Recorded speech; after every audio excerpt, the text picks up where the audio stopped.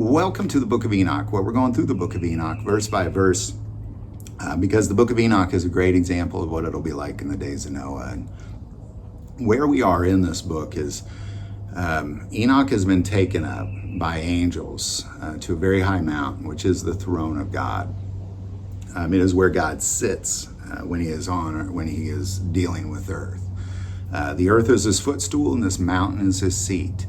And as we see the things that Enoch is going to see, it's very important that we take some time and really see, well, what is it he's actually seeing? Because he's seeing secrets of heaven, things that are only revealed to certain people. So I'm always curious. Anytime you get a gaze into heaven, I want to see what he sees. So we're just going to pick it up right there. Enoch 17, verse 1. And they took and brought me to a place in which those who were there were like flaming fire. When they wished, they appeared as men. They brought me to the place of darkness and to a mountain, the point of whose summit reached to heaven. And I saw the places of the luminaries and the treasuries of the stars and the thunder, and in the uttermost depths, where were a fiery bow and arrows and their quiver, and a fiery sword and all the lightnings. All right, so we're going to kind of focus on these fiery arrows and bows and swords and kind of see, well, what are these things? Because it's important we see, well, why is there a treasury of these things at God's throne? So we're going to go to Psalm 7. I do want to remind you, we only use Enoch and the Bible as a reference as we go through it. So we're going to go to Psalm 7, starting in verse 8. The Lord shall judge the people. Judge me, O Lord, according to my righteousness and according to my integrity within me. O let the wickedness of the wicked come to an end, but establish the just, for the righteous God tests the hearts and minds. My defense is of God, who saves the upright in heart. God is a just judge, and God is angry with the wicked every day. If he does not turn back, he will sharpen his sword, he bends his bow, and makes it ready. He also prepares for himself instruments of death. He makes his arrows into fiery shafts. Behold, the wicked travails with iniquity, conceives trouble and brings forth falsehood. He made a pit and dug it, and has fallen into the ditch which he has made. His trouble shall return upon his own head, and his violent dealings shall come down on his own crowns. All right, so this is really God's judgment on how he deals with iniquity on the earth. When Paul, talks about the consequences of sin is death, it's not just a spiritual death. Oftentimes it's a literal death. And this is how God deals with people. If he wants to shoot a fiery arrow into them, he's going to shoot a fiery arrow into them. If he wants to cut them down with his fiery sword, that's how he's going to do it.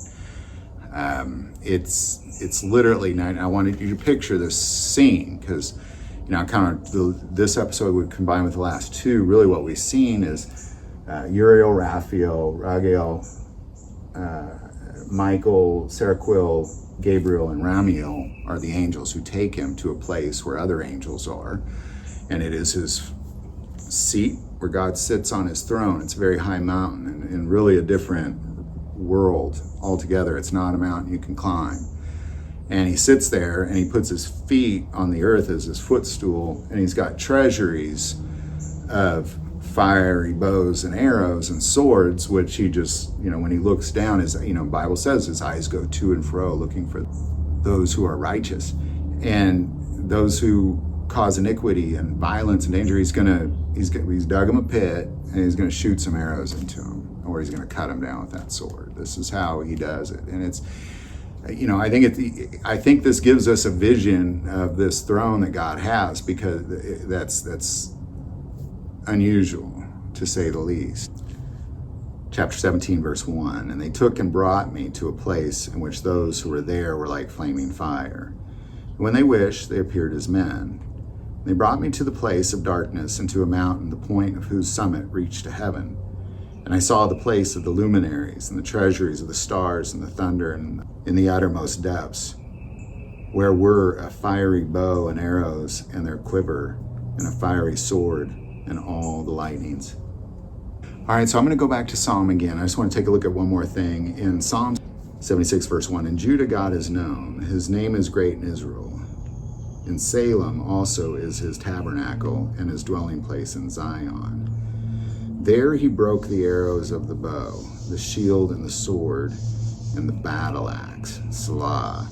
And that word arrows right there is actually rispe. It's a flaming, there's the word rispe in front. So this is a bad interpretation.